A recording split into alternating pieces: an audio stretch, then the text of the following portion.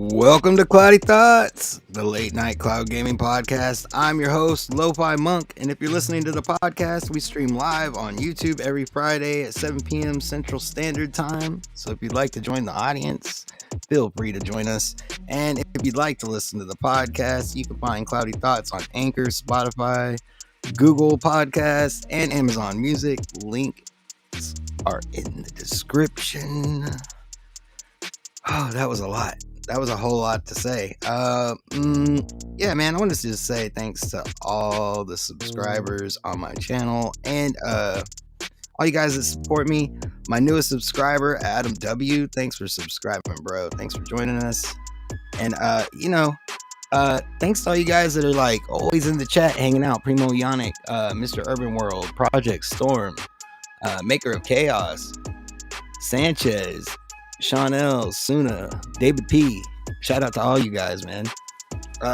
So just want to go over real quick on this week on my channel. I mostly did creative. I'm learning how to do some creative stuff. I got an idea. Got a big idea, and if you guys want to help accelerate that, you guys in the community that are maybe you're not the best at creative, but you got some experience. You've messed with it. Hit me up, man. Let's play. Shout out to Ray. What's up? Ray, the game is Cyborg. Snipes in the chat. Yeah, also this week we have a giveaway going on. Let's go ahead and get that kicked into gear. I'm also let me go ahead and bring out PurpleHaze, my awesomest co-host in all of cloud gaming. What up, Perp? How you doing? Hey, how are you? Can you hear me? Yeah, I can hear you. Oh my gosh, I am so pumped. It's Friday. Talking to you. Got a special guest. Got the chat. Had some amazing gaming news today. It's a good day. Yeah, really good day, huh? Yeah. Also, we got a special guest with us tonight. That I'm really pumped to bring out. But before we get into that, let's talk about your latest Shades of Purple. Oh, what with Rihanna? Yes. The Miss Rihanna Pratchett. Yeah, what about it? It was a great conversation. So she is the writer for Tomb Raider. Tomb Raider, the 2013 Tomb Raider, and the award-winning Rise of the Tomb Raider that happened in 2016. Yeah, it was like really cool getting to hear her perspective on why the story went where it went, and maybe things you didn't quite pick up on. Maybe even really good interview. You know what is going on with this? Are we gonna freestyle battle over here? Let's take this down a notch. So anyway, it was a really good interview, and what's up, SPG? I forget where I was going now, but so nice. You guys, if you haven't checked out the interview, go check it out. It was really good, and I know there's more to come. Yeah, there was a ton of stuff, and we'll talk probably more about it later at some other date or some other time today, but she gave so much insight into the process of bringing a game to light, and she talked a little bit about it. I didn't dig into it on the interview because I didn't know if she would talk about it, but behind the scenes she had so much to say about the creative process. And for all of you, let me put this out there right now, for everyone who continues to say, well, this big company who buys studios doesn't. They leave the studios. They let the studios do whatever they want. They let the studios do whatever. No. I've heard this many times from people who actually build games for AAA studios, and she was one of them. She reiterated this. When someone buys a studio, they actually have the ultimate say in the creative direction, the gameplay direction. So I just want to put that out there, and we can talk a little bit more about that later on. Awesome. Okay. Well, just before I bring out the guest, I want to say to everybody that this is from Just Fatter, man. He hooked this whole thing up. Without him, this wouldn't even be possible. So this giveaway, we're going to be giving away 2 copies of Mad Streets. Yeah, 2 copies. You heard me. And you can catch Just Petter every Monday and Thursday at 9 p.m. UK time. So yeah, if you don't know him, go check out his content. He does really good stuff. I caught him playing FIFA earlier today. Yeah, he's a good guy. So thank you, Petter, for hooking us up with these game codes. What up, Maiden's World? So right now, if you want to join in the giveaway, do hashtag LoFi in chat, and you'll be entered in the giveaway and just be active in chat. So yeah, without further ado, let's bring out our very special guest. Yeah, this is like this has been a long time coming for me. I've been waiting for this. So yeah, let's just bring out Mr. MM2K. What up? What up? What up? Yo, yo, yo, in a bottle of rum. Oh, sorry. God, I tried to God hit that you note. did it. I didn't have enough lemon juice. Damn it. Man, it. If you didn't come in with that, if you didn't come up in with that, I was gonna be so disappointed. Oh man. Thank you. What's going on, everybody? What's going on, lovely people? Everybody in the chat. How you doing, bro? I'm ecstatic, man. Normally I'm out with my tongue hanging out the side of my face by now, sleeping, dreaming of hamburgers and beer. But I stayed up just for this because I'm excited for this show. And then I'm excited, but I'm gonna let you get into that later. I'm excited for the big shebang tomorrow, where it's everybody on this panel, including some people in the chat and some other folks that's really going to be doing a review show of our reviews. So very excited for this weekend. Awesome, man. Yeah, I'm really pumped about this new show. Yeah, we got a new show that's gonna be on Stadia Dosage. Right, that's the channel the main channel, right? Yes, sir. Absolutely, and, yes. It's going to be an all-star cast, I would say. Yes, I'm in it. Absolutely. Yeah. Yeah. Plug. You're the cherry on top. But you don't want to make everything. PurpleHaze. Yes, it's going to have Purple Hair, Main's World, SPG, Ray the Gaming Cyborg, Jeff man, Gannett, Jesus Christ, man. Oh, yeah, MM2K will be there. It's gonna be an all-star. Like, it's gonna be like if you know, it's gonna be like if it's gonna be like Avengers Endgame. It'll be like Avengers Endgame meets the Snyderverse. Oh, there you go. Is that plausible? Does that tell you how big this is gonna be? So yeah, I'm excited. I've been excited about this ever since it was just an idea on a napkin. And you guys have made it flourish, and I can't wait till people see what you guys have finally put together, because this is all you. I'm just gonna be here.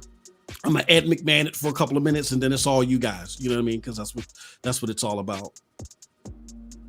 Well, you know, no, I'm not gonna do that. I was about to go live. You go same. With a. Don't not gonna do that one again.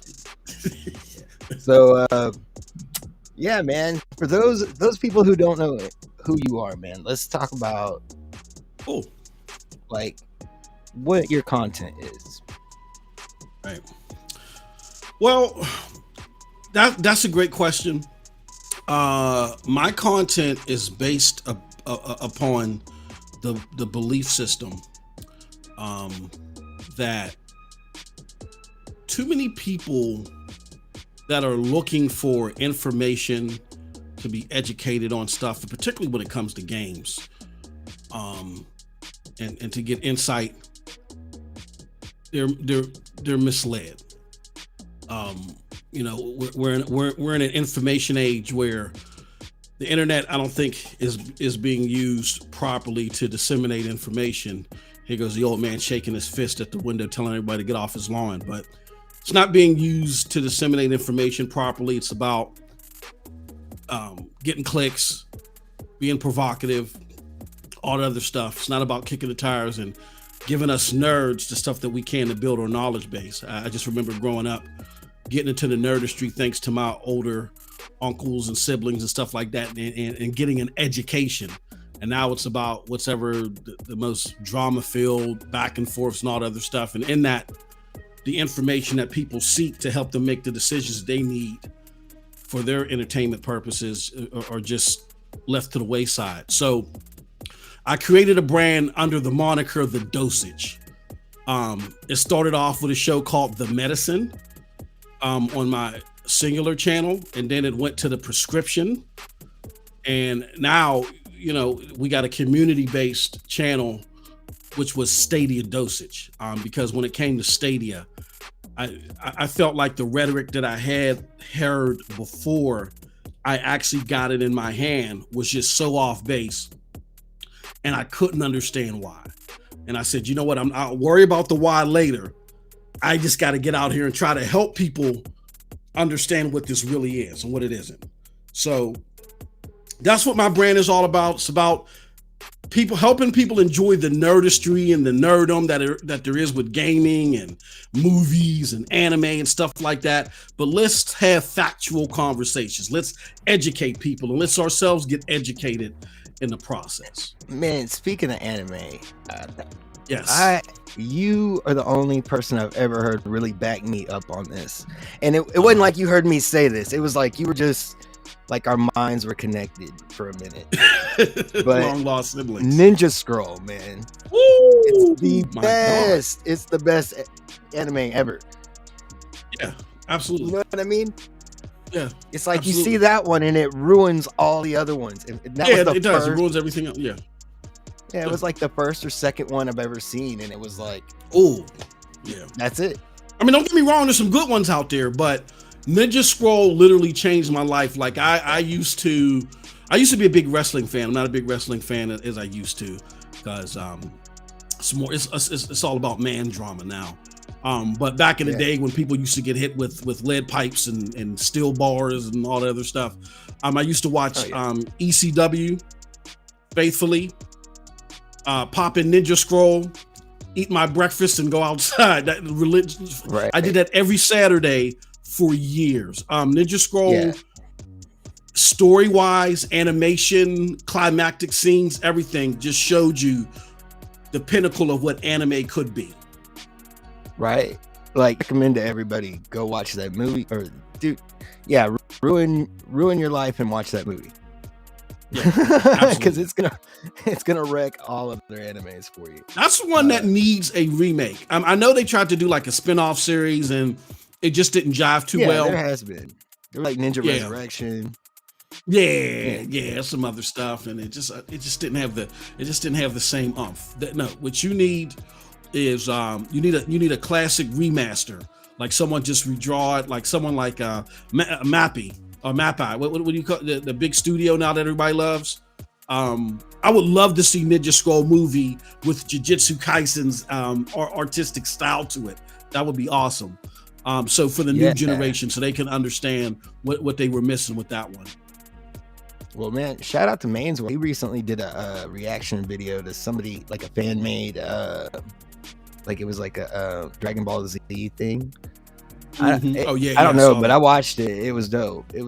And I don't know how I figured. I was messing around with the Google Assistant, and everybody's about to get mad at me, but I thought it was hilarious when it responded. But okay, Google, Super Saiyan. So if your phones are going off, sorry. But anyway, it's hilarious to do that because your phone will go Super Saiyan. Oh, for real? I got to check that out. It just Nappa. Yeah, Main's World. Thank you, Main. It goes, and then it explodes. And it's like over 9,000 and all this other like different results come. I don't know. It's hilarious. Yeah. So yeah, man. Anime is great. I love it. As an adult, still love it. So, what brought you to cloud gaming? Like, how did you end up? What brought me to cloud gaming? Cloud gaming. Because that's a big leap. Yeah, that's a great question. And here's what happened. So, I'll give you a little bit of lineage to help you understand how I got here. So, I've been gaming. I mean, you guys hear me say it all the time. 35 plus years. Been gaming. First off my uncle's hand-me-down systems. Then my brother. We have different dads, so his dad cared about him, so he always had the latest and greatest stuff. So, you know, he'd be like, I don't want this ColecoVision anymore. And I'm like, ooh, me, scraping the bubble gum off of it and playing it. And then, you know, the Tandy 1000. He always had the coolest stuff, right? So I started playing off his hand-me-down systems, and then you know, started getting my own and started really getting into gaming. And then I took a hiatus because of my job. I was doing all types of technical stuff and building programs, and I didn't want to see anything electronic when I came home. So I took a hiatus from gaming, came back and got into it even more than I ever had been.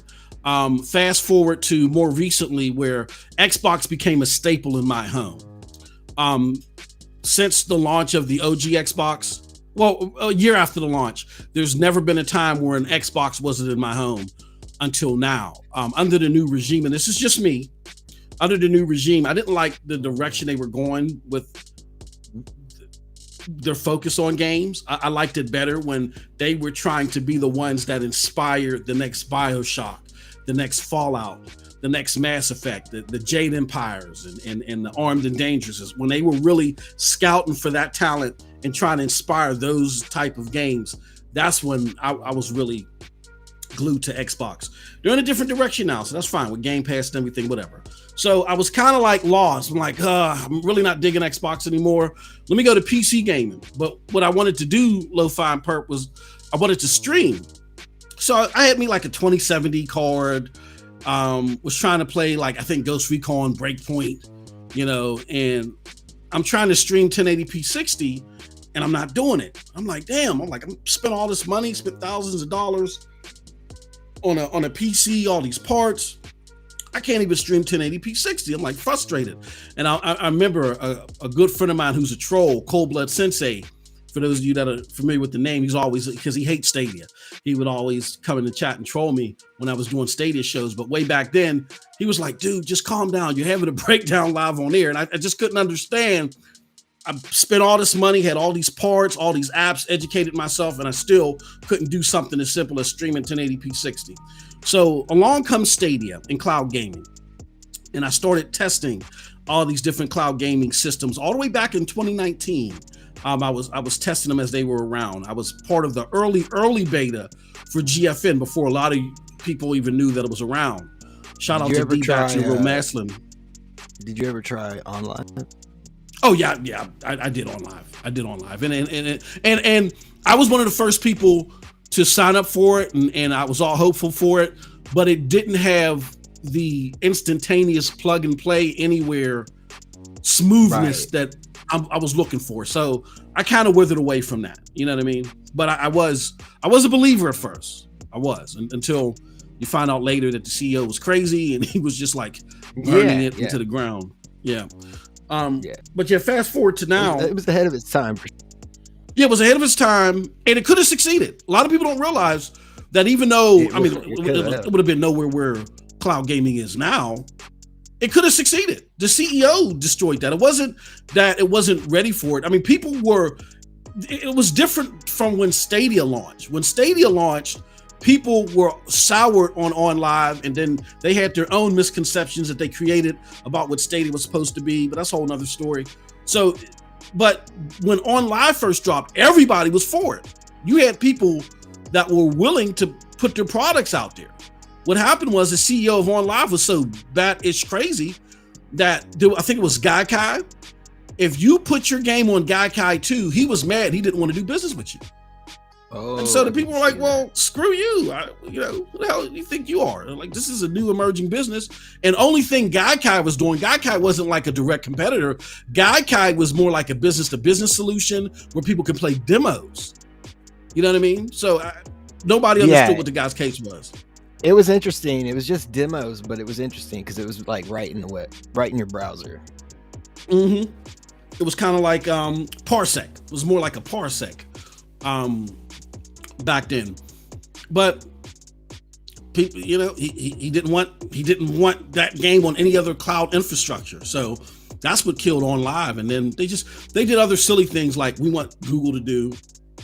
Open up all the servers everywhere, and they did that, and they didn't stagger the rollout, so they wasted all the money on resources, opening servers that were never used yet because they didn't like do complete rollouts in different locations. This is a whole bunch of stuff. So anyway, fast forward to now, cloud gaming is re-emerging. I'm sorry, go ahead. Time. Yeah, exactly. Your time. You can't rush things. Yeah. Yeah, this isn't early 2000 where you throw away billions and it's okay because it's nerdistry and that's what you do. No, Microsoft changed the game. I mean, say what you want about them, about their output. They've changed the game. They showed you how to swiftly be efficient and turn things around and how to operate in the black quickly. And in like a couple of years, Phil Spencer was able to make more money in the black for Microsoft than they were in 2 generations. So I can't remember. I think it's Anne Hathaway, Satya Nadella's assistant, and other people had mentioned that, that's why they love Phil so much, because he brought them in the black. Anyway, so I'm testing all these cloud gaming systems. When I first started testing them, it was NVIDIA, GeForce Now, and Shadow PC. That were my top 2 favorites. I did do Project Stream. I wasn't that impressed with it. Like, it's cool. But as Stadia was coming out, I bought me a Premier bundle. But I started hearing the negative connotations about it. And I'm like, oh, I don't know about this. This doesn't look too good. And I actually went to cancel my order. Here's the crazy thing. There almost wasn't a Stadia dosage. I went to go cancel my order and it was a day too late. And I said, damn it, okay, I'll just keep it. And when I got it, it was nothing like how everybody was saying. I'm like, this ain't making sense. I said, okay, maybe more people are getting it now and I'm gonna hear more and more. But every time I went to the mainstream media, I kept hearing stuff that wasn't happening to me. But when I would go to the regular Joe Schmo on YouTube, some of them every now and again, I would hear stuff I could relate to. So then I said, something ain't right here. So I tried educating people on my channel. They weren't trying to hear it. That's when some other people that I podcasted with said, you know what, maybe you need to start fresh, start a new channel. So if it's not about clicks, MM2K, if it's not about you getting to 1,000 because you're almost there, if you really want to educate people, you gotta do the hard work and start from scratch. And I said, you know what, you're right. And that's what we did. And that's how Stadia Dosage was born. That's dope. Yeah, that's kind of like when I was getting started out, it was like I was hearing a lot of the same stuff over and over, and I was like, okay, well, nobody's really been saying anything from my point of view, so I don't really feel like I have a voice. So I really felt like I had something to contribute to the conversation. So that's why I even tried to start making content, at least as far as doing this kind of thing. Otherwise, I'd still just be direct streaming. Yeah. Yep. But it's a great product. I mean, all the cloud services, whether one is for you or one isn't for you, whether PurpleHaze hates this one and I love that one. This is all emerging tech. Let them all grow. Let their fan bases enjoy them, and all tides lift all boats, or however the hell that goes. Shame on you, shame on me, however the hell that saying goes. Yeah, I mean, I remember being like, I had my Xbox 3, like, the only reason to play Halo 2 or Halo 3 or whatever Halo was out, that was the only reason I really had it. Every other game was secondary, and I'd play it for a few minutes and then drop it, But there's always like they would release something always on PlayStation that you'd be like, oh man, I wish that would come over here, but it's not going to, and the same vice versa. The same thing if you were on the PlayStation side. So it's like you either had it all or you didn't, and you don't have to be tied to one or the other. Just play where you want to play. But play where you want to play. This is what I prefer to do. Exactly. Yeah. Yep. I'm a nerd. I like to see nerds happy more than anything.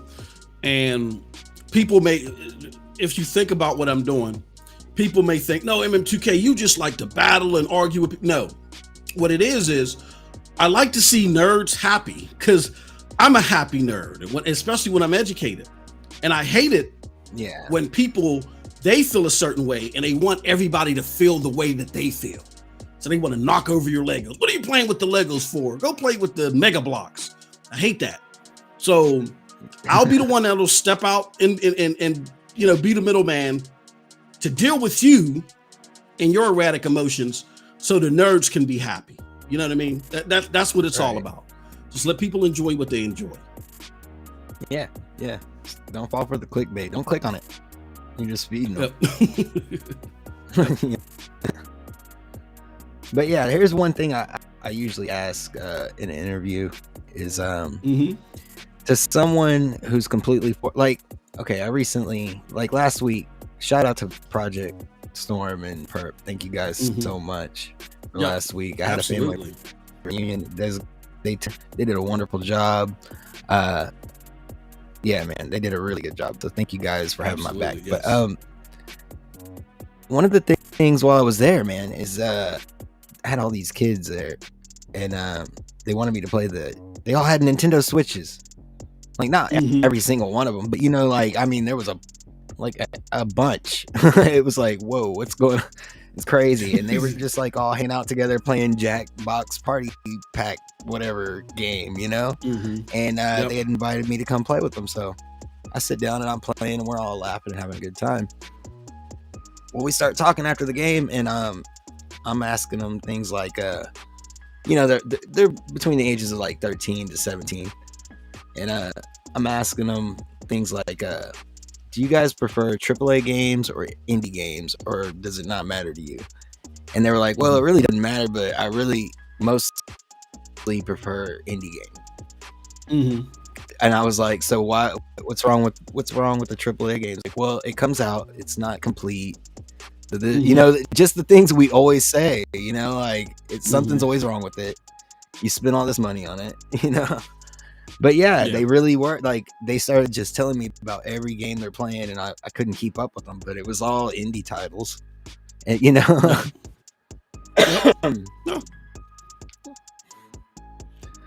But yeah, so the other thing about that is I started talking to them about Stadia and cloud gaming. They didn't have a clue what cloud gaming was. Exactly. Which that's actually good. And for they all had, Stadia. yeah, well, they all have Game Pass too. Yeah. You know what I mean? But here's why I say that's good for Stadia though, LoFi, real quick. Because when you think about it, everybody, when you hear about a new game or new anything, what do? When you hear me like, oh, that sounds interesting, but let me research it, right? So right now, if because I always say this, and Clive said this, and I stole this from Clive, like 70 to 80% of gamers don't even know what the hell a Stadia is. I got 5 grandkids. None of them knew, and they all play games. That's all they do. My daughters, all they try to do to shut them up is shove game pads and stuff all in their face. So when I introduced Stadia to them, I thought they would have at least heard about it, even something negative. They didn't know what the hell it was. Like Pop, get this. Is this something that you made in the basement somewhere? I'm like, no, it's a serious thing. And that's a good thing, because when you go to research Stadia, you're gonna see all this crazy stuff. You're gonna see all this negative stuff. So that's actually a good thing for Stadia out of all the crazy news articles and stuff like that. They just got to be able to be savvy enough to take advantage of the non-awareness right now and turn it around before it does get more recognition, because they don't want that global recognition when it finally hits the main stage to be tainted. So that's why I look at it as a good thing right now. Yeah, for sure. So yeah, I mean, I'm sitting there talking to them, and they didn't know what cloud gaming was, and I was like, well, let me show you something. And I opened Stadia up on my phone, and I'm like, I explained to them, I don't have any of all these games. I don't have any of them installed on my phone. And I was like, these aren't mobile games. So I click on Doom Eternal, and and then I pull out the touchpad, and they're like, whoa, it has a touchpad? Like, they were like, what? They hadn't seen none of this. So anyway, their minds were blown that I was able to play that over my mobile network and just stream it without downloading anything. They were just never even heard of it. Yep. But yeah, so but what I was getting to, the thing I normally ask, and with that considered, like people that don't know what cloud gaming is, how would you explain what cloud gaming is to someone that's never heard of it, and doesn't understand it?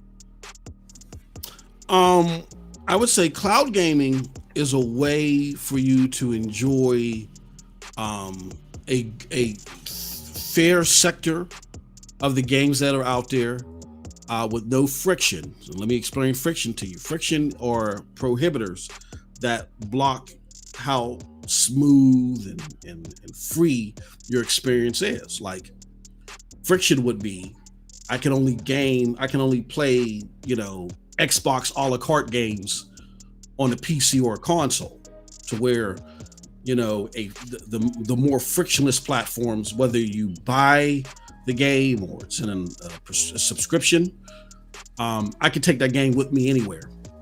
And if my phone is 4K capable and my TV's 4K capable, I'm getting the same fidelity no matter where I go. So it's a frictionless way right now to play a good sector of some of the games out there. And it's only going to get better. It's only going to get smoother. So it's something that I think most people, as long as you got enough good internet to play and enjoy Fortnite, it's something that I would at least add to my portfolio. Yeah. So let's segue into some news. Before I go there, make sure if you want to join in the giveaway, you do hashtag LoFi in the chat if you haven't already. But yeah, let's GFN has now added they started doing 120 frames per second on Android. Mm-hmm. And it's for the $20 tier and up, and your phone has to be capable of it, of course. But that's pretty cool that they're able to do that. I don't know if that's like every game, or I don't know how that works, but I mean, that's pretty much what they got in the news, other than their normal game drop. But yeah, I thought I'd get them out of the way real quick. So this is actually from Stadia Dosage. Shout out to Stadia Dosage. Oh, those guys. Shout out. They're all right. They're okay. Yeah, those guys are. Yeah, they're pretty good. Right. Squids and Jack and everybody over there. And all those guys. They're all right. Yeah. They're okay. Yeah, man. Cottontail. Man. So controller enhancements. Mm-hmm. Papa Bear, you were talking about Papa Bear. Papa Bear means video he put out where he was with his Google TV, or what was it? His with his Google TV with Chromecast. Yep. Yeah, that's what it is. But yeah, he was able to turn on his TV just by turning on his controller, and it booted straight to Stadia, which is, I'm kind of used to that with the CCU already, but that's cool that they brought that. Like we talked about on your show, I feel like that's just another thing they're doing just to move on from CCU. Yep. But before they stop doing updates for CCU, please make it to where you can easily scroll through your library. You just change the whole damn UI, please. Change the whole damn UI. Oh yeah, and then y'all had the community member release on GitHub, where you can use the Stadia controller to do. Yeah, that's dope. Normal controller stuff. Yep. Yeah, man, they really need to like add that functionality in, just like, you know what I mean, like for it to be a part of the vanilla package. But yeah. I mean, I guess you kind of can with it connected, right? Yeah, with it connected, but yeah, I mean, what this does is it takes what's available and adds some more sauce to it, and it gives it a more wireless feel. And I love when the community does stuff like this. I know some may feel, oh man, Stadia should be doing this on their own, and but as big as Google and as wide as they are, they're not going to capture every single talented genius out there. There's people like my kids, like my son, who I don't know where he ain't get it from me. I don't know where the hell he got it from. But he's just a super genius and does incredibly insane stuff. And Google's not going to know to hire him at 16. You know what I mean? So there's that's what I'm talking about, nerdistry. I love when nerds are doing their thing and they're helping gaming and the nerd world become better. So I love seeing stuff like this, and this is just another great community innovation.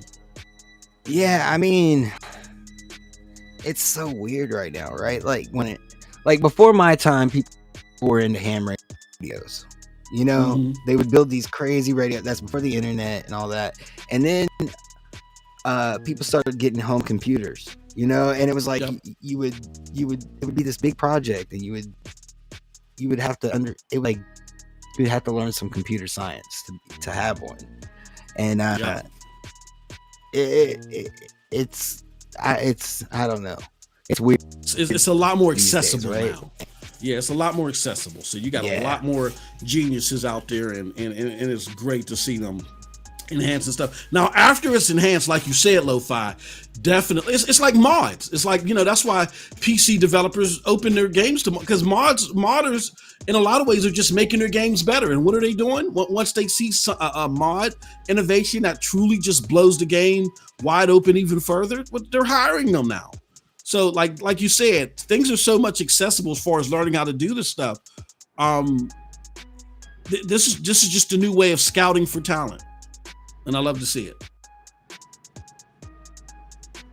Yeah, shout out Nerds World, huh? Windstar. Nerds World.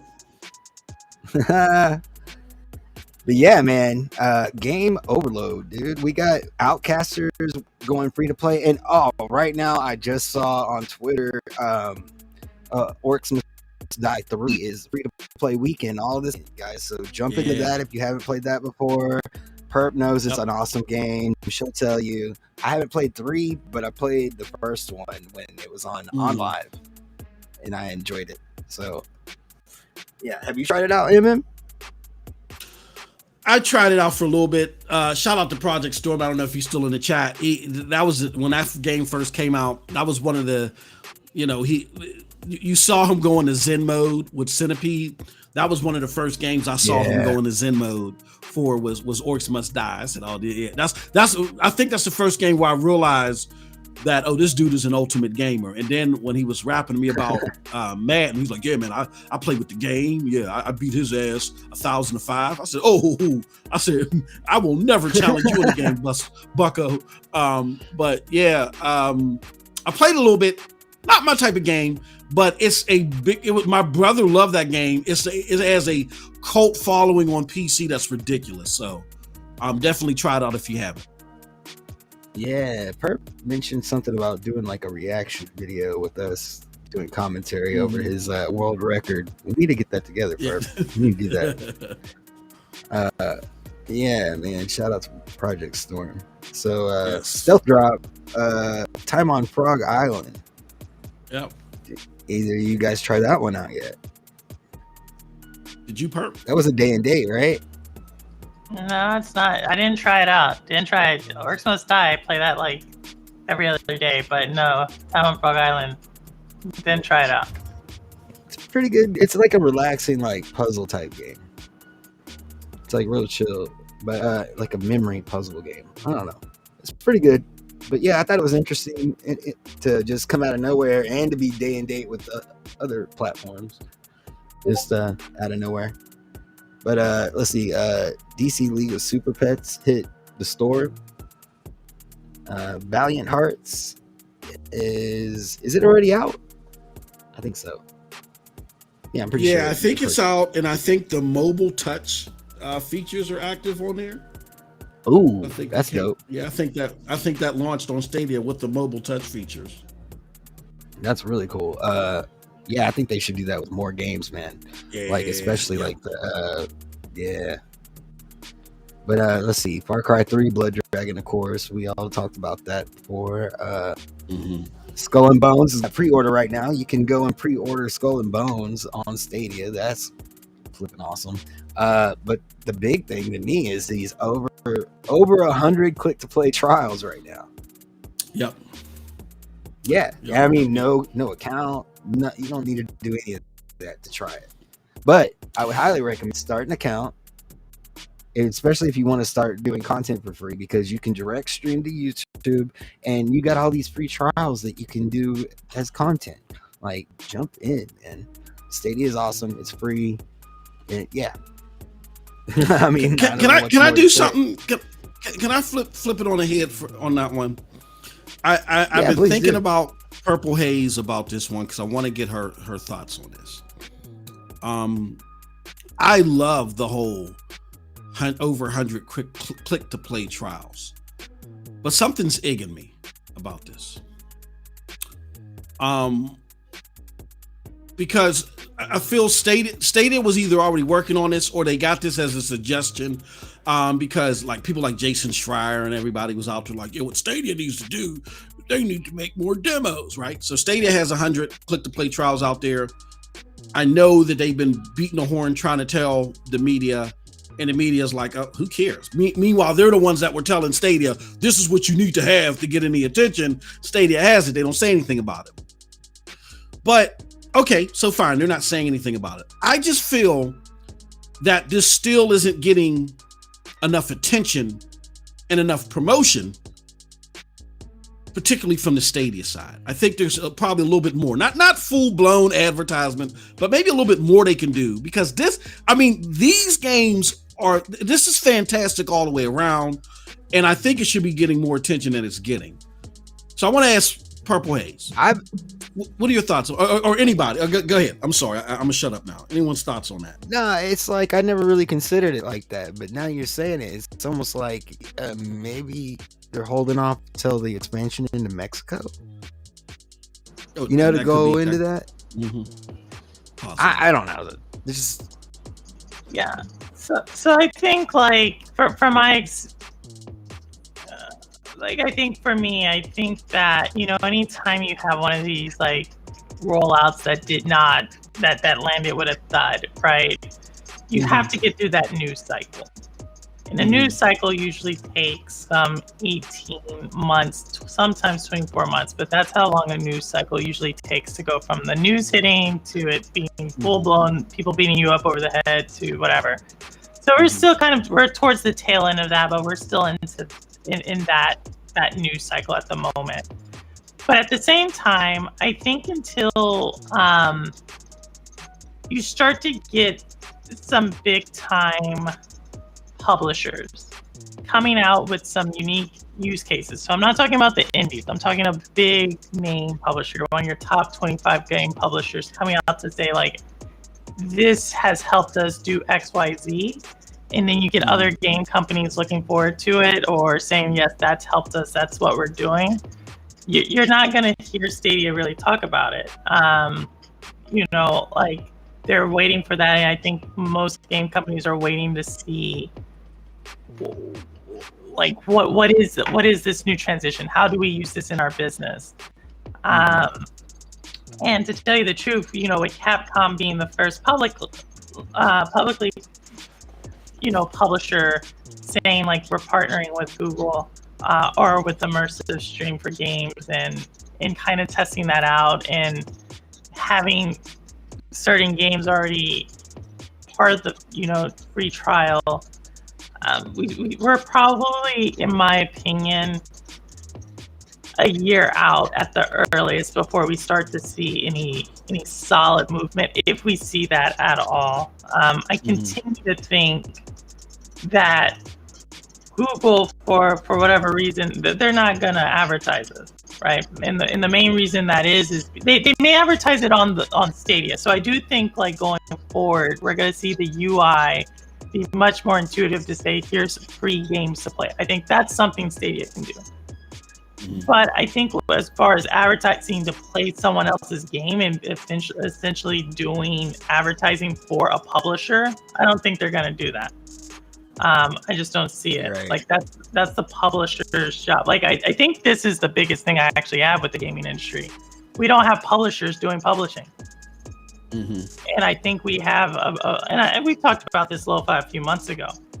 I think we have, the game industry is kind of broken. We've kind of gotten to this model of like the platform being the publisher, being the developer, and they're doing everything, and then it gets some of these independent publishers who then decide to get studios underneath them to focus on the studio, but Right. then have the exclusive branch, like exclusivity. It's like it's a broken model. Well, when you come out with a movie, they promote it. They don't rely on the theaters Exactly. to promote. You know what I mean? So yeah, Exactly. And the part of that is like you have like some of the, like, I think as far as media goes in general, gaming has some of the worst marketing. When I say marketing, I don't mean advertising. There are What I mean exceptions. Like Wiretions is awesome. No, this is indie. This is indie. I'm not talking about indie. Yeah. Okay, it's like. Oh, I know. I just wanted to shout them out. They're dope. Yeah, there's a couple, but no, I think like your big publishers, they have a broken system, a broken loop on marketing, and they rely on the platforms to do advertising. And I think for the longest time, they did not want to be reliant on that. They didn't want to be reliant on the PlayStations. It really was PlayStation because Microsoft was not doing game bangers with the third-party games. And so I think Google has provided a solution, but to answer your question, MM2K, I just don't think we're there because no one's figured it out.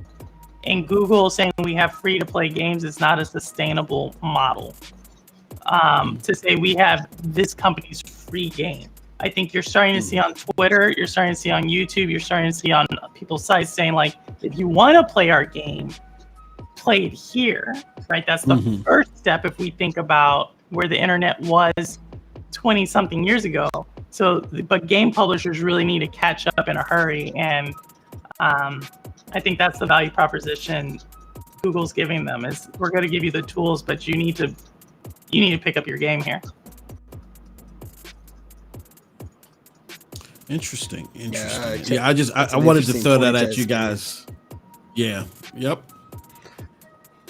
Yeah, I think it comes down to like we talked about before when someone when Stadia says something, no matter what they say, it's a promise to consumers. Every word out of their mouth. So like if you start really pushing it outside of where, so like I was thinking about this, right? So like their customers, as far as Stadia is concerned, are people that live within that range of the data centers. Right. And if you're outside of that range, well, then you're iffy at best because then who knows what your experience may be, number one. But that's what I'm saying. Like, if you start advertising all out, like people outside of that range are going to have bad experiences and then your product looks like shit. If that makes sense. Yeah. No, it's totally like, y'all know, I think the entire, we like, 90% of the community has just cloud gaming platforms just are misreading them. Like if I ask people about GFN, I totally don't think people realize GFN is just an advertisement to buy NVIDIA hardware. Yeah, exactly. Like no one even mentions that that's their entire business model that they talk about. That's why you won't get every game on GFN. They want you to like, it's the aspirational to eventually save up to get some hardware so you can play every game you want to in that and I think that's the model PlayStation's trying to follow.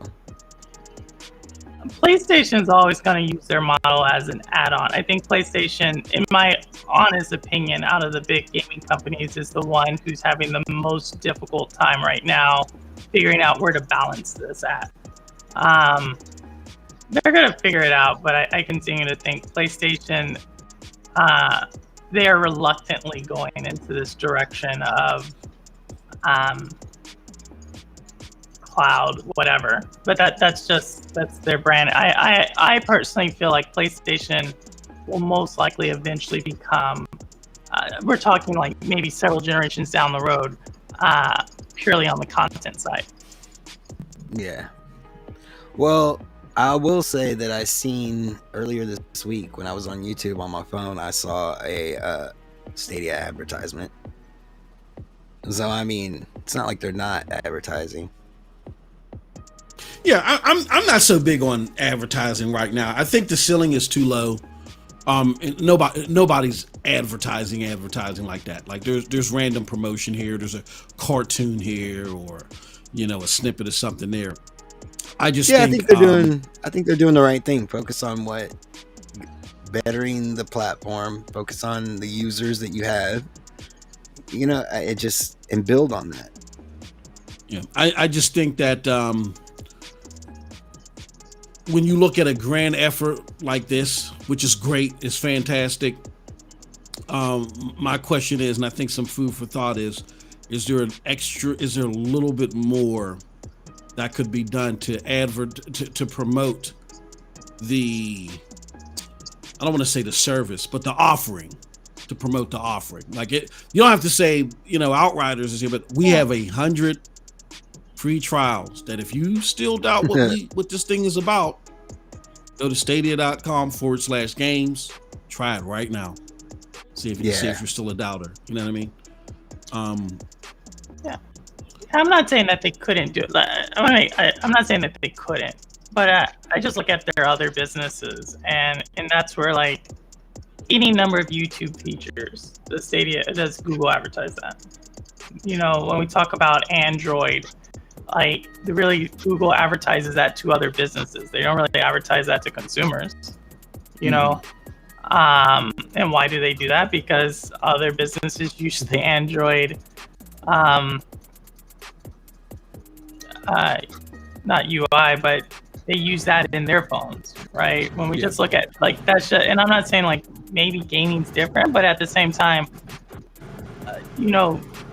people continue to say who's losing and who's winning, and I think this is the weirdest kind of comparison, because what are you comparing? What are you comparing? Yeah, what are you comparing? Yeah, like are you comparing Stadia or like who's winning? Like, okay, so for instance, GFN had 12 million people touch it, right? How many of those people are paying?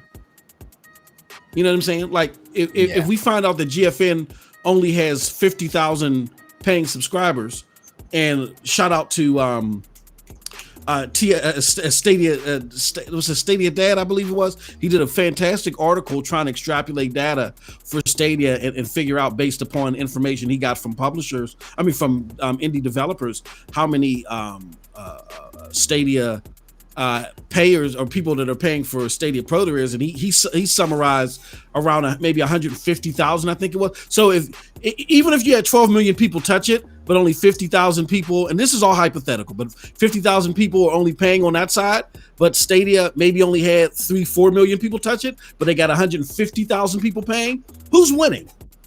You know what I mean? It's like, that's why that motif is silly right now. I mean, we can debate and see who's getting more engagement, and that's some pound the chest type stuff, but nobody's really in trouble right now.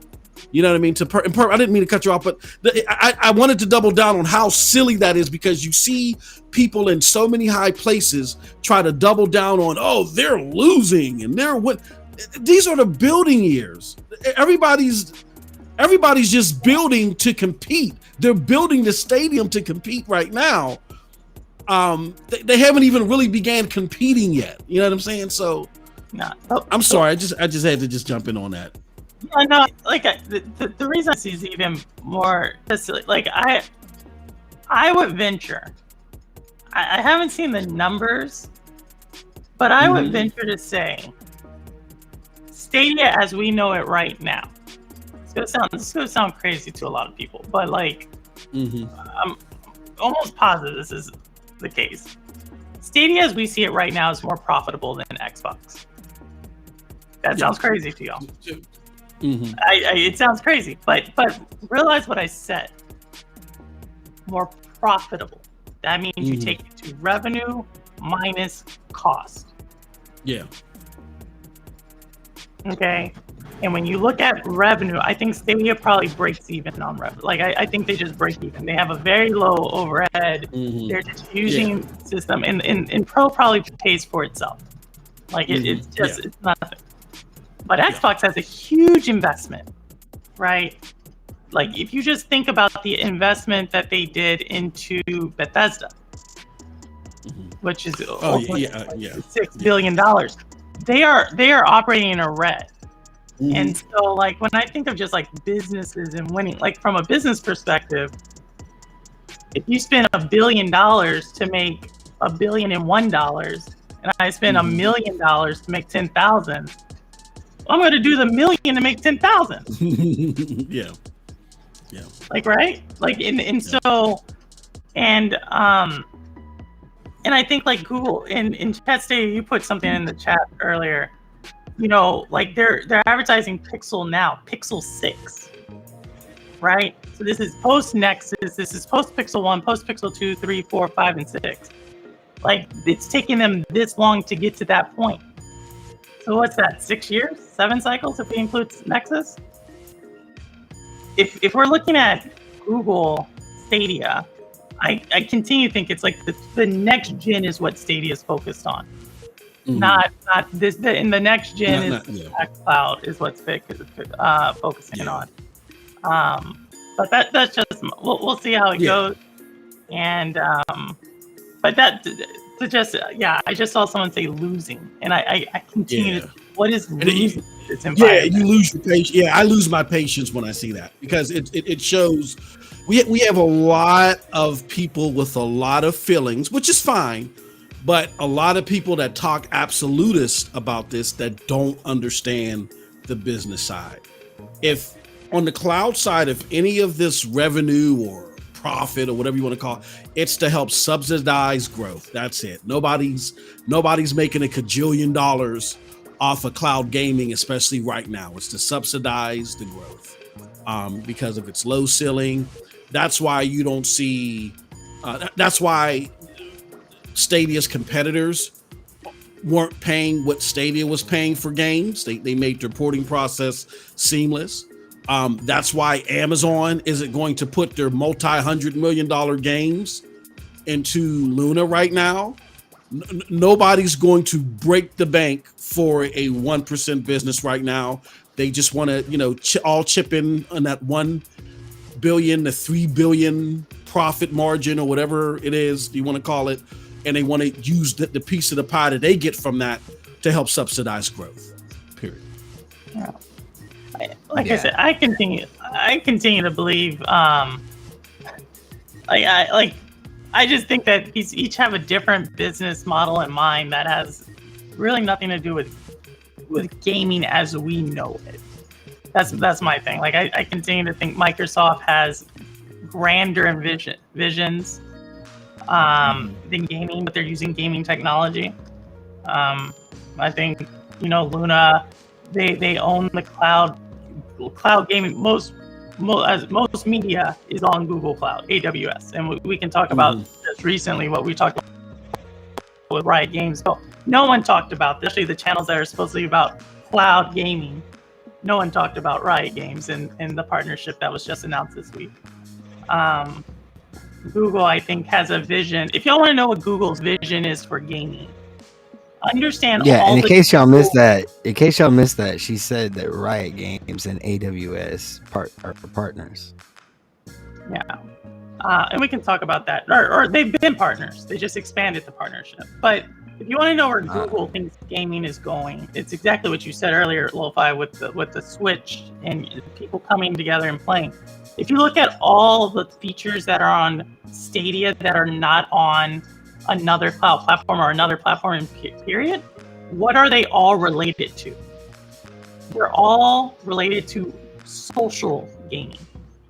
Yeah. Stream Connect. What's it called? Choice. What is it? I can't think of the name of the game, but you know what I'm talking about. Not Game Choice, Crowd Choice. Crowd Choice. Crowd Play. The new rumored party viewing. Public parties. It's all about multiple people playing. So that's where Google thinks it's gonna go. They probably have the information from YouTube or so forth or wherever that say, like, this is where we're going. If we look at smaller kids, like our kids today, that's how they think. Like, where are my friends playing? Right. And so, like, again, I just it's just a little different than what we see, and I think at one point we have to admit to ourselves that that the gaming that we know, and it took my mom to tell me this. She's like, the gaming you know is not going to be the gaming your children know. And that's how everything goes. Like the music my parents love isn't the music I love, right? The movies that my parents like aren't the movies I like. It just always changes. And if you want to get a good idea where that gaming's going to go, just look at what they're doing. And for me, Microsoft, and I said this before, I think it's a simulation. I think Microsoft is going to dominate the simulation market. It's just my opinion. I think that's where all their purchases are going. But it's all digress. But if we want to talk about the Riot Games and AWS news, we can talk about that. Again, I thought that was the biggest gaming, cloud gaming news. Yeah. No one mentions it. You know, you would have thought that the channels that are all about cloud gaming and being neutral would have jumped on it. But once again, I told y'all my opinion. I don't think these people actually know. I'm not going to say that. I was about to say something. Hit the like button. But y'all did not know Riot Games and AWS extended their partnership today. So when y'all think about Riot Games and the games underneath them, you know, everybody's like, hey, why does Stadia not get them? Maybe because Stadia can't get them. Let's be fair. Yeah. Maybe that's why. You know, Riot already has a partner. Riot already has a partner in AWS. Not saying Riot has a partner in Luna. Riot has a partner in AWS. Yeah. And so when you already have that partner, like the investment, AWS owns the relationship. It's how it goes in business. Through Stadia could throw millions upon millions of dollars after it, but that's not how business works. I know Maker comes in here and always talks about, well, Stadia, Google needs to spend billions of dollars just like Microsoft. No, Microsoft, I told you, is not the smartest. When it comes to business, they have written off the Nokia deal, written off Mixer deal, written off numerous multi-billion-dollar deals Microsoft writes off. And in the world of like business, they're not always considered like, I don't know, their CFO has some leniency there that other companies just don't have. But that's me. That's my soapbox. I'm gonna step off. We got MM2K. So watch me act like I know what I'm talking about here. Watch this. Yellow card on the field. They said it wasn't coming, but it is. Nana nana boo boo in your face. FIFA 2023 is official and it's coming to Stadia. It is. So you know, we talked about this. We have one of those people who are, someone would say a stater, but I don't think they're a stater. They're just skeptical. Well, we talked about this on this show 3 weeks ago. We talked about FIFA 2023, and for everybody who was thinking like that, it was like it didn't make sense to me.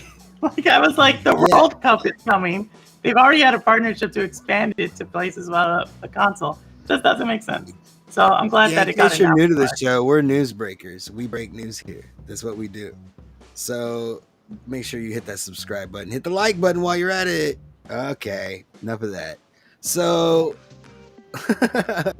this means for the platform. Do you think it's like everybody that's crybabying about Madden not coming? Do you think it's like quench that thirst for people? I don't know. I'm not really a sports game guy. They're different games for sure, right? But Jeff actually, you know, Jeff, if he's still in the chat, is also a really good person. He knows a lot. I'll say it like that. He acts as the grumpy troll under the bridge, but he knows a lot. And I actually have to agree with him on this, which is potentially EA just did not have the resources to make a cloud version of Madden. We need to understand where EA is right now, right? There is a reason why EA is looking for a big company to buy them out to maintain the CEO as CEO. That is literally what EA is doing right now. They're going to Apple, they're going to Amazon, they're going to Comcast to see if someone could buy them out to maintain the CEO as the head of the company still. Yeah. That means that they need money, right? Gotcha. That means, and if you look at what EA has been doing on the resource side, the entire gaming industry has been doing this. You know, Unity, Niantic, other publishers have been cutting their workforce 10 to 15%. Cloud gaming's easily going to be one of those that are cut at a publisher like that makes half of a percent of their revenue from cloud, no, it's an easy move for EA. So I think that's why you don't see that studio, not the evil one, because they're different studios who build those games. I think that studio is hurting. Well, on Dosage, you brought up something with Ubisoft, right? What was going on with them? Ubisoft, they canceled Ghost Recon Frontlines, which was rumored to be a battle royale version of Ghost Recon, and there's two. I think we got better clarification on it. Two previously unannounced games that were canceled as well. I had my tinfoil hat on yesterday. You know me, I'm in panic mode. I'm like, please don't let it be X-Defiant and Heartlands. But it wouldn't make any sense because, I can speak openly about X-Defiant. X-Defiant just plays and feels fantastic. Little Birdie told me that Heartlands is fantastic as well. So, I'm looking out for that X-Defiant. Yeah. That's going to be a great game, and it's great that it's going to be, all the cloud platforms are getting it, and that's going to be fantastic. And we can all, put down our flags for a moment and do cross-play with each other. That's going to be a fantastic game to play together. Yeah. Roller Champs should be soon though too. Yeah. By they got September. good things coming. Oh yeah, definitely. And that's why I say, when you look at all these platforms, if you got to play everything, not one single platform is gonna satisfy you. Like if you look at xCloud, you get Plague Tale Requiem, and you got Tunic and some other games you got this year, that are not coming anywhere else. Look at GFN, you got Dead or Alive, or not Dead or Alive, whatever the hell the zombie game is, or the Evil Dead, Dying Light 2, and there was something else I think that came, or that might have been it as far as AAA experiences. And then this year, with Stadia, you're gonna get Saints Row. Saints Row might come to GFN because of the Epic game deal, but for now, it's Saints Row 2. You're gonna get, and then you're gonna get that Resident Evil content, which is huge, and you're getting FIFA 23. So, if you're a gamer, the low entry point of cloud gaming, for the most part, try to enjoy all of them. If you can't, then understand that, you're going to miss out on something with all of them. There's no winner or loser here. You know what I'm saying? You just got to look at the benefits, the pros and cons of all the platforms, and figure out which one's best for you. Yeah, you really do. So they all have something to offer. Let's talk about this, the expansion to Mexico, right? Yep. So it's the first expansion since 2020, and what do you think this? How do you feel about this? Like, what do you think this means for the platform? I'll take that first. I'm sorry, TS Daddy. I'm sorry, dude. I'm butchering your name. I'm old. This is how I am. He did a fantastic article. I really urge everybody to go to stadiadosage.com, check it out. He broke it down, and he said, if you look at, some of the activity that he could, that you can extrapolate data-wise, this expansion it could be potentially huge for Stadia. And to the point of those 100 demos, like maybe in the US, you need a little bit more razzle dazzle to get people to bite at it. But over in Mexico, maybe not so much. You know what I mean? So I just think that the timing is great. It's fantastic. I look at this year with all this happening, and I look at what was being said about the platform at the beginning of the year, and everybody thought that they were gonna, put the refrigerators and lampshades out in the yard sale, and now it's a complete 180 now. So you just got to think that even in a year where maybe the pipeline wasn't as balanced as we would like it to be, they're still making some big strides that could mean a lot for the platform. And this Mexico expansion, I think is just part of it. And I think we're gonna see more. It's something that's gonna blow your mind, but I think we may see some more stuff, some more evidence to show that little by little, brick by brick, they're adding onto this platform on the retail side as well as the immersive stream side to make it better for everybody. Yeah, no, I think it's good. I definitely think once again, it's like if I had to think why, it was low hanging fruit for them to expand there, especially with the data, the Dallas Google data center opening up earlier this month. So it was an easy kind of call to make. I think it's stuff that I would be interested in is basically, what is the gamer population in Mexico? What does this population usually spend normally? Like, these are questions you normally ask. This is actually why I think people overhype India. Just because you have something doesn't mean regions actually will use it. But the one space that Stadia really shines is bringing gaming to those people that are normally left out. Yeah, right. Absolutely. I agree. Totally agree. It does. No, I think I think. So this is where I'm going to do to push back and to see, like, to dig a little deeper there. When we can take the population of Stadia people we know, and virtually every single person is going to say that, with the exception of Primo, but even Primo, when I think about it, after everybody I've interviewed, because I've interviewed almost 20 people, and then we know people on the chats and everything, everyone talks about, like, they have a gaming history. They've bought a console. They have a gaming PC. These are people who've already been spending on gaming.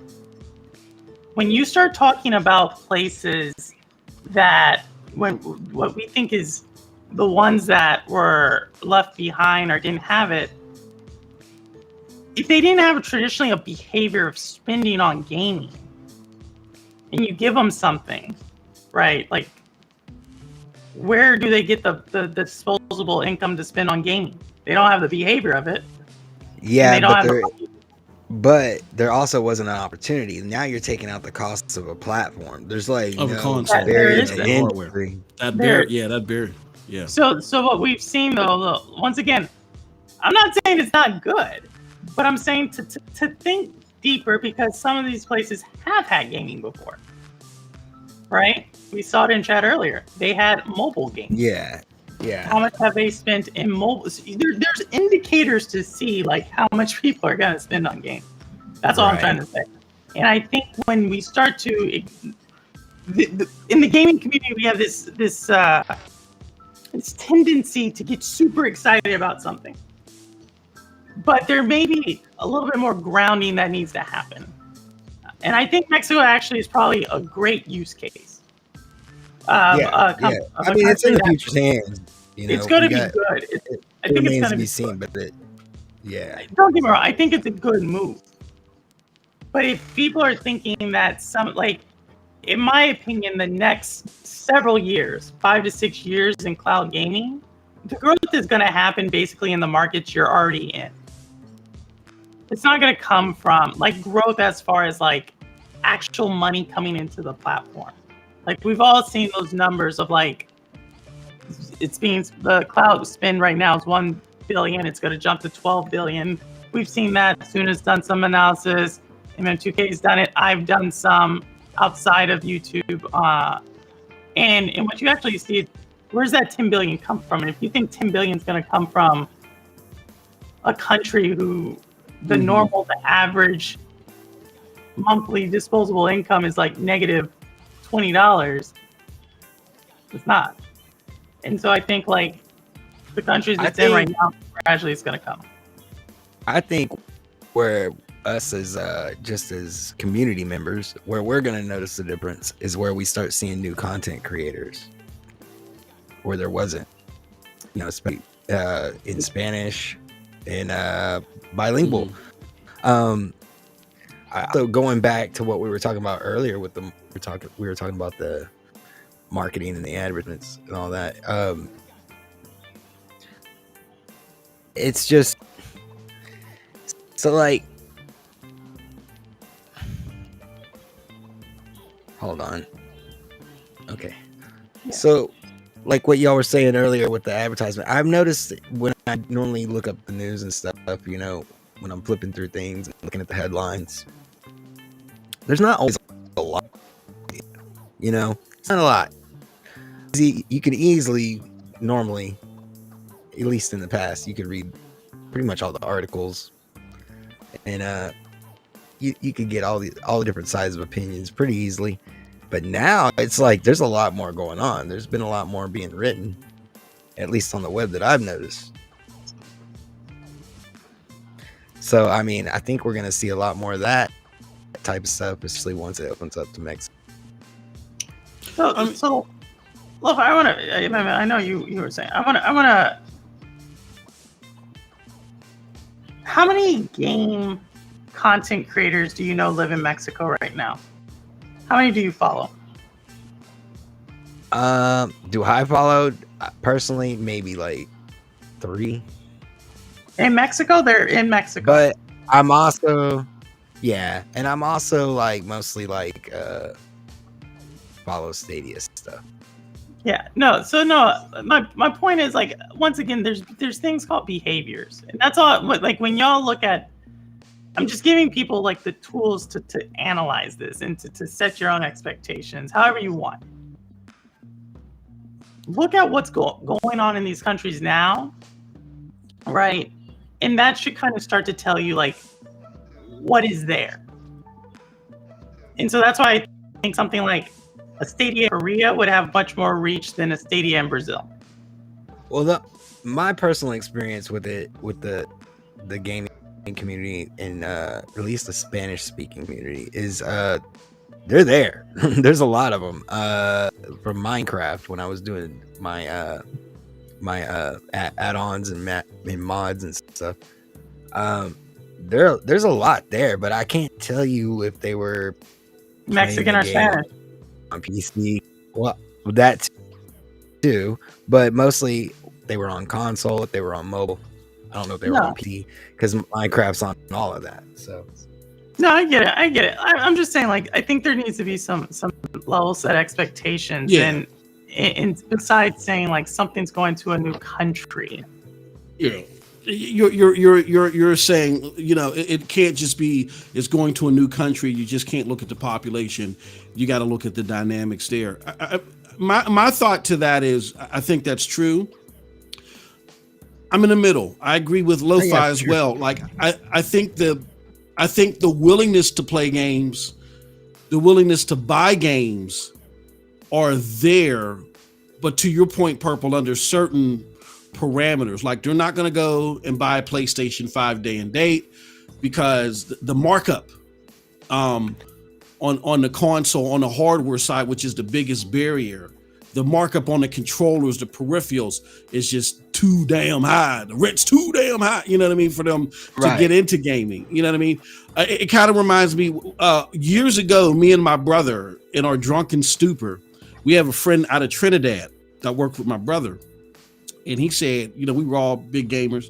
And he said, you know what, man, if you guys could, if people could find a way to get games into Trinidad closer to U.S. retail, because if you wanted to buy a console in Trinidad, it was $1,000. You wanted, you know, where at the time the 360 was like $300. It was like $1,000 in Trinidad. The games were 150 or 120 or something like that. You know, you could make some money. It's just that, you know, there's so much bubbleage in the price.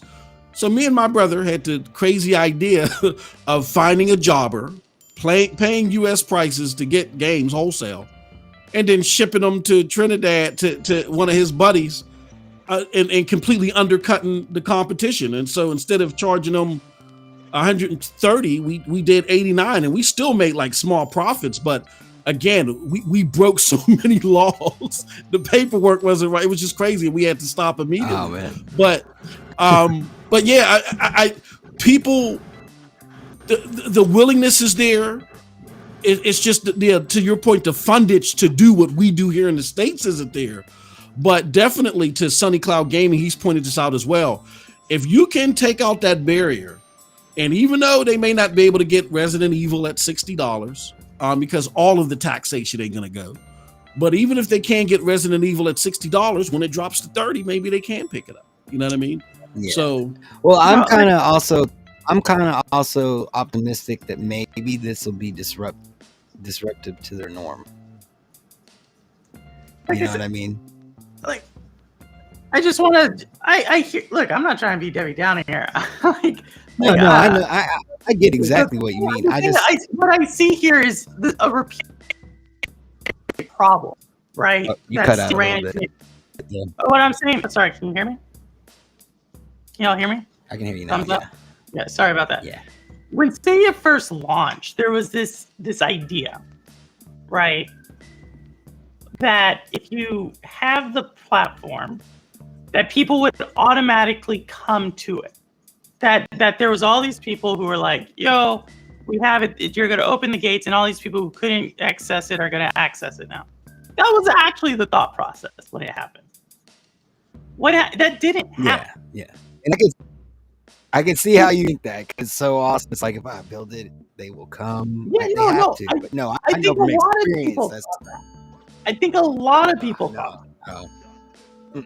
You know, and so that's why I'm saying, like, all right, so now you're going to tell me that you already have Game Pass in this location, that somehow now Stadia is going to come in and disrupt it. That's all I'm saying. Like, I always like to dig a little bit deeper, a little bit. What do we know? And we'll have to see. I mean, only the future could tell, and it's not far away. It's not. It's not. It's gonna, like, what did I say? Chat say I'm gonna blow his mind here. What Chat say thinks it's gonna be in Brazil. You know, you're about to. I mean, it's not impossible, but it's like it's impossible. Let me put it right there. It's impossible. It's not going to Brazil right now. Let me put it to sleep right now. It's impossible in Brazil right now. It's impossible in Brazil now.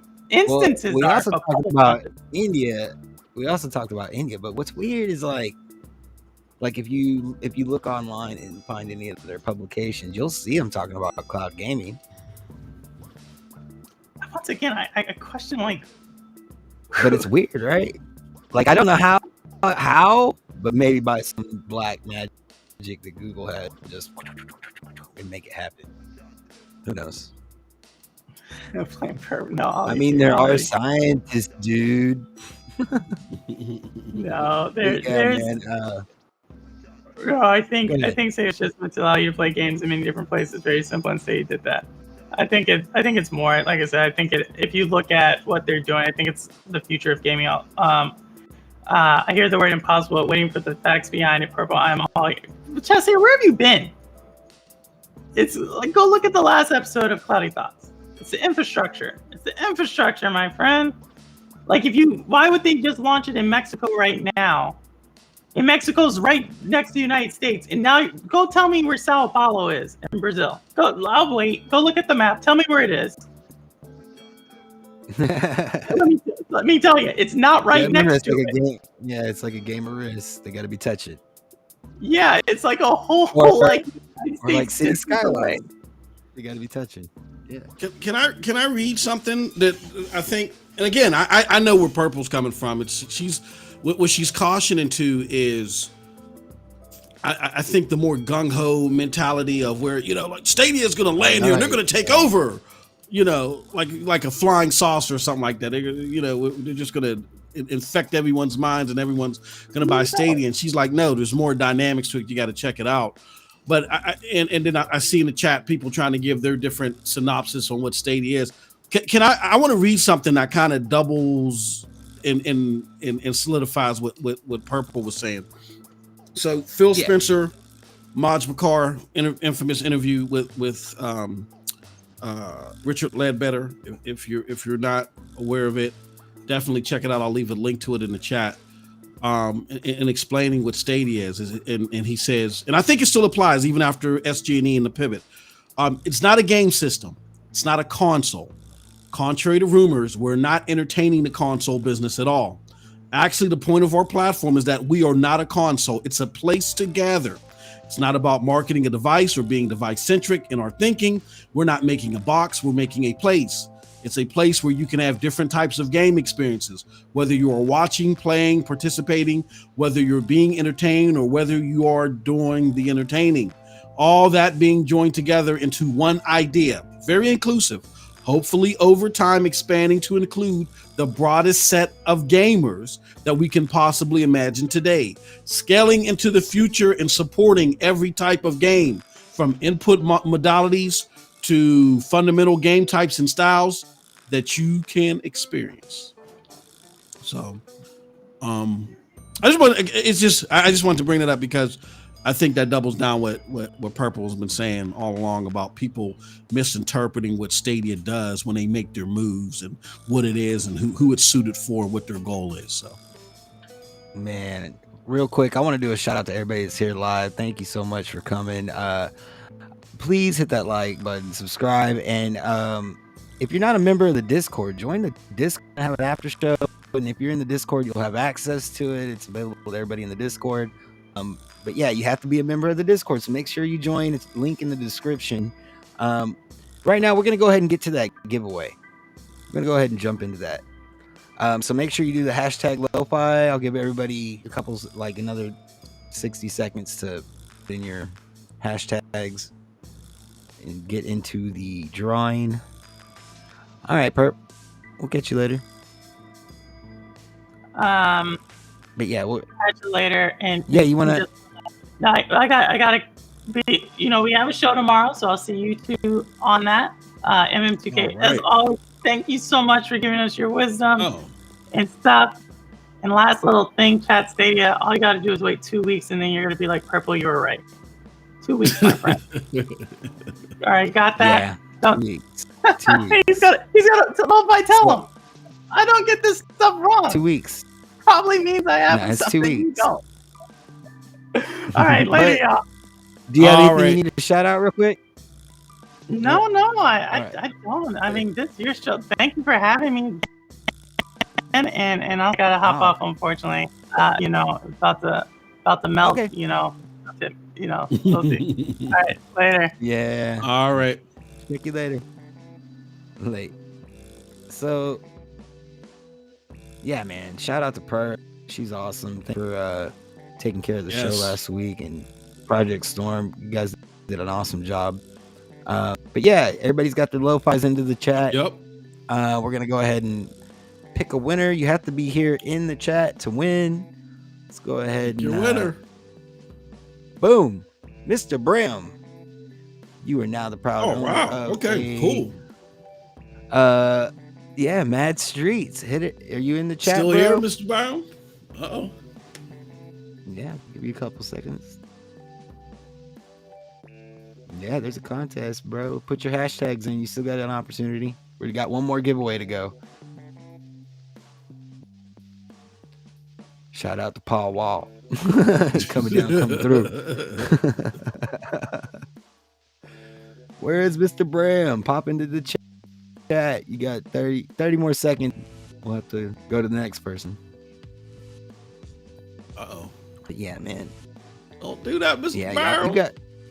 You guys over at the Stadia Dosage, man. Y'all really been Gift-a-Palooza. Y'all really been doing it. Yeah, man.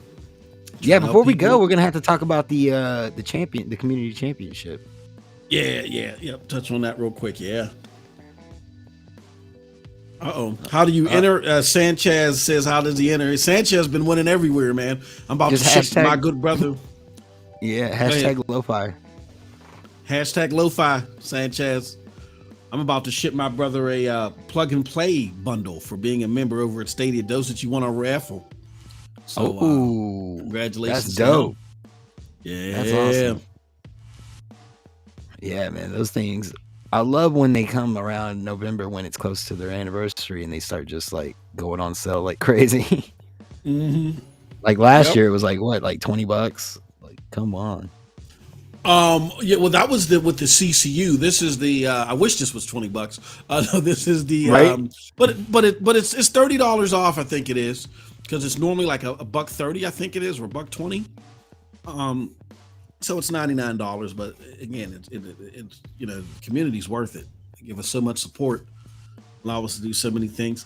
No, I think you did that wrong, Sanchez. I think it's just hashtag LoFi, right? Let me see if I see him in here. Is it hashtag? It's all one word. No, he's in. Space. He's in. Oh, okay. Yeah, he's in. Okay, cool. All right. Cool. Well, Mr. Bram hasn't said anything, so we're gonna go ahead and draw another person. Got to do it again. Oh man. Jeff Gannett. Lose, man. Uh-oh. Mr. Jeff Gannett. Jeff, you better answer. Jeff, are you in the chat? Put down your or turn off Max Headroom, Jeff. All right. Put down your weird science goggles. Jeff's my brother. He loves the 80s, man. This is cool. Me and him be talking about the 80s, and we be talking for hours. Put down your weird science plaque, Jeff. Come on, claim your prize. Take the bra off your head. Weird science. Oh man, that's just how he prepares. Jeff, get off your OnlyFans. I was about to say that's how he prepares for his OnlyFans. No, Jeff's awesome, dude. I love Jeff. Yeah, I love Jeff. He's a really good friend. Yeah. Yeah. So, yeah, man. I mean, this is good because it gives everybody an opportunity to hit up the Discord and join the Discord while we're waiting. Yeah, come on, man. Do that. Yeah. So, the community championships, man. Yes. How can people get into that? What they have to do is go to stadiadosage.com. Go to the community tab, and then they'll see community championships, and it'll show them how to sign up. We do probably got to make that easier. I think I'm gonna talk to Jack and see if while the championships are live, we just put that out there in the main menu. But go there, sign up. I think the last entry for Hitman. Well, let me back up a little bit. Every game that you play is in Stadia Pro. So just sign up for Pro. All right. Sign up for Pro so you get access to the games. And each week is going to be a different game where you're going to be like timed on a trial run or something like that. Like this week was Hitman 1 out of the Hitman trilogy. I don't know what the other games are yet. They don't tell me, so I don't leak it out and try to help people practice. So what you do is you record your time via Google, via YouTube, through direct stream or however, and you submit that time to us. And the person with the best time that gets all the little trinkets that you got to get or whatever, you'll get more points, and the person with the highest points will automatically qualify for a tournament. Jeff, there he goes. All there right. he goes. The Weird winner. science.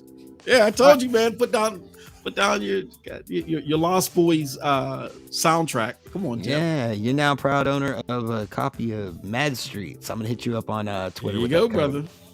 All right, so let's go ahead and we'll draw another person. Let's see what we got here. All right.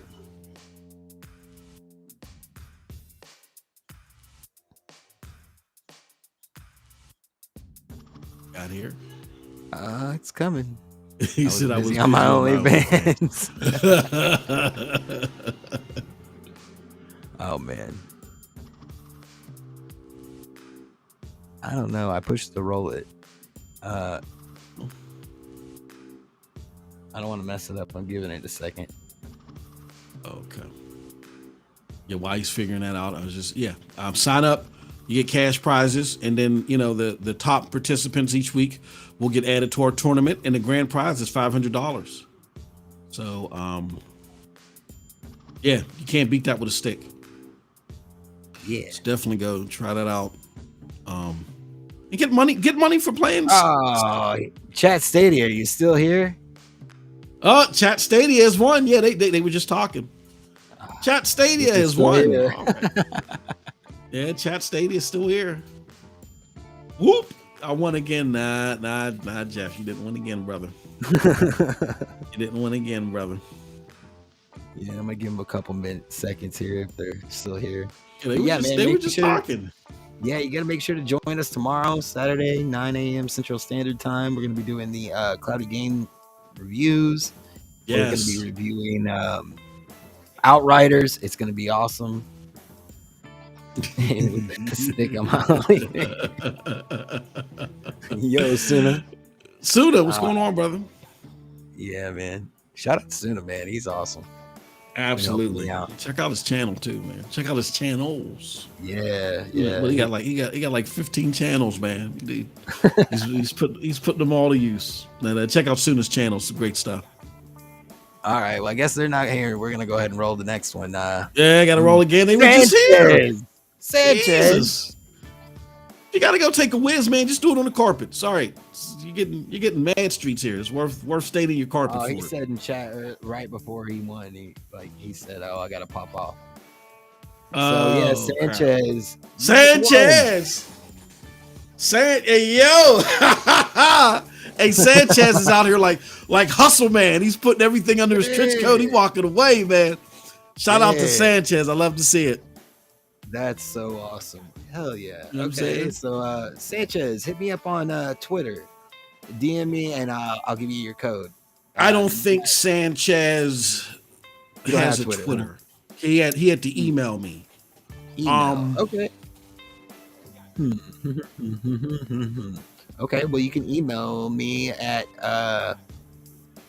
lofimonk.cloudgaming@gmail.com. So yeah. Chat. Oh yeah, I better do that, huh? Yeah, put that in the chat. Brew Diggs, thank you for joining. Appreciate you. Appreciate you, my friend. Hit that like. Everybody hit that like button, man. This was a hell of a show. Shout out to PurpleHaze with some great thought-filled and clever analysis as always. Oh. And then Rudigs pops on. Oh, man, you missed it, bro. Yeah. He's the other member of Chat Stadia. Oh, okay, I got you. But yeah. Oh man.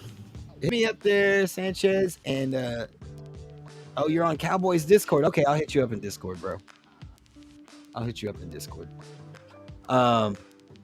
Yeah, man, congratulations. You were the winners, and yeah, now y'all know how to join the community championships for the summer, and I'll be one of the hosts for that. That'll be awesome. That's gonna be great, man. Yeah, I'm looking forward to the show tomorrow, and I hope I'm not forgetting anything. You got pluggables or anything you gotta throw out there? We got, check us out, PNTS Network. You'll see some great gameplay. We're gonna be adding more. We got more content coming, more creators. But I'm very excited about tomorrow. Also, don't forget, man, Old Dirty Blasters. I'm gonna figure out a way. We're gonna probably embed that on PNTS Network. When Old Dirty Blasters, we do raids every Saturday now. Division 2 raids every Saturday. So you get to see the crazy hijinks. We're gonna have the Benny Hill music playing in the back because we're just running everywhere crazy. Check that out every Saturday. I think we do that around 1 p.m. Eastern Standard Time.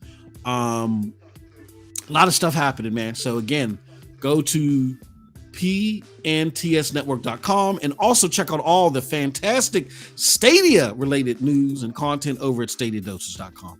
Yeah, definitely check out stadiadosage.com. It's a dope site. Got a lot of good writers. Cool stuff going on there. They're doing giveaways. They got the Gift-a-Palooza and everything. Yeah, go check it out. And shout out to everybody in chat. Thanks for coming, man. Hey, MM2K, I'm going to go ahead and roll this music, and we're going to get out of here. If you'd like, please join me for the after show. Only take a couple minutes. Right. You know how that rolls. Yes, sir.